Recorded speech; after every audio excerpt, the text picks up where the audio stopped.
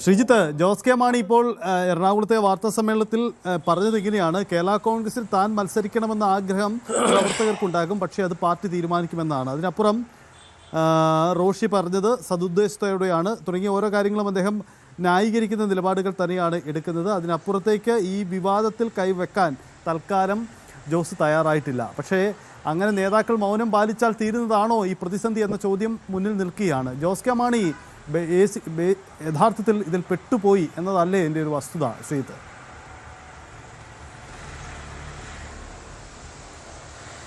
തീർച്ചയായും അങ്ങനെയാണ് സജിത്ത്. ഞാൻ നേരത്തെ പറഞ്ഞു വന്ന അതാണ്. മധ്യകേരളത്തിൽ ഒരു വലിയ ജാഥ നടത്തി ഇടതുമുന്നണിയുടെ ഭരണ നേട്ടങ്ങളൊക്കെ പറഞ്ഞ് മുന്നോട്ട് പോയ ജോസ് കെ മാണിക്ക് ഇനി ആഴ്ചകൾ മാത്രം തെരഞ്ഞെടുപ്പ് ബാക്കി നിൽക്കെ അതിനെതിരെ നിലപാടെടുത്തുകൊണ്ട് UDFന്റെ ഭാഗമായി നിന്നുകൊണ്ട് പാലയിലോ എവിടെയെങ്കിലുമോ മത്സരിക്കുക എളുപ്പമല്ല. മത്സരിച്ചാൽ ജോസിന്റെ ഭാവി ഒന്നുകൂടി പ്രതിസന്ധിയിലാകുന്ന തരത്തിലേക്ക് കാര്യങ്ങൾ പോകുമെന്ന് വിലയിരുത്തേണ്ടി വരും. ഇപ്പോൾ തന്നെ ഈ കഴിഞ്ഞ മുന്നണി മാറ്റ ചർച്ചകൾ ആ പാർട്ടിക്കുണ്ടായ ആഘാതം ചെറുതല്ല. അതിൽ നിന്ന് കരകയറാനുള്ള ശ്രമം നടക്കുന്നതിനിടെയാണ് വലിയൊരു ബോംബ് വീഴുന്നത് പോലെ തന്നെ ഈ തരത്തിലുള്ള പ്രതികരണം ഉണ്ടായത്. സജിത്ത്, ഇത് കേവലം മാധ്യമങ്ങളിലൂടെ നടക്കുന്ന ഒരു പ്രചരണം മാത്രമല്ല. ആ പാർട്ടിയിലെ താഴെത്തട്ടിലെ അണികൾക്കിടയിൽ അതിശക്തമായ വികാരമുണ്ട്.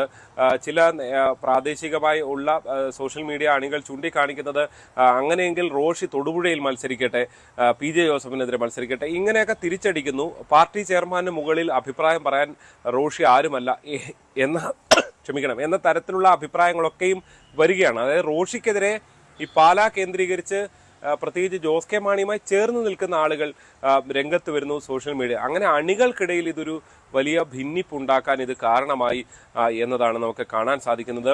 അതിനിടയിലാണ് ഇത് UDF അല്ല. സാധാരണ UDFൽ നിൽക്കുമ്പോൾ കേരള കോൺഗ്രസ് എമ്മിലെ ഇത്തരം രാഷ്ട്രീയ നീക്കങ്ങൾ നമ്മൾ കാലങ്ങൾ കണ്ടിട്ടുള്ളതാണ്. പക്ഷേ ഇത് LDFൽ നിൽക്കുമ്പോൾ LDFന്റെ അണികൾ, പ്രത്യേകിച്ച് CPM അണികൾ അത് എങ്ങനെ ഉൾക്കൊള്ളും എന്നത് വളരെ പ്രധാനപ്പെട്ട ചോദ്യമാണ്.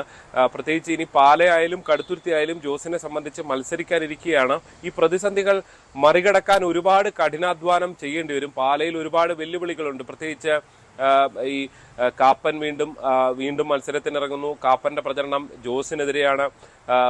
ഇപ്പുറത്തെ ശക്തനായ മറ്റൊരു സ്ഥാനാർത്ഥി കൂടി BJPക്ക് കൂടി വരുന്നു, ഷോൺ ജോർജ്. അങ്ങനെ ഒരു ത്രികോണ പോരാട്ടമാണ് പാലയിൽ പ്രതീക്ഷിക്കുന്നത്. ആ ത്രികോണ പോരാട്ടത്തിൽ ജോസ് കെ മാണിക്ക് പ്രതീക്ഷയുണ്ടായിരുന്നു. പക്ഷേ ഇപ്പോൾ ഉണ്ടാക്കിയ ഈ ഡാമേജുകൾ, ഈ ചർച്ചകൾ, അത് തെരഞ്ഞെടുപ്പിന്റെ തൊട്ട് തലേന്ന് സംഭവിക്കുന്ന നിലയിലായിപ്പോയി എന്നുള്ളതാണ്. എന്തായാലും ഒരു കാര്യം ഉറപ്പാണ്, ഇതിനൊരു വെടിനിർത്തലിലേക്ക് തന്നെ കാര്യങ്ങൾ പോകുമെന്ന കാര്യത്തിൽ സംശയമില്ല. കാരണം അതിനപ്പുറത്തേക്ക് മറ്റൊന്നിനും സമയമില്ലാത്ത നിലയിൽ കാര്യങ്ങൾ വൈകിയിരിക്കുന്നു. സജിത്ത്, ശ്രീജിത്ത്, ഇതിനിടയിൽ റോഷി അഗസ്റ്റിനെതിരെ കേരള കോൺഗ്രസ്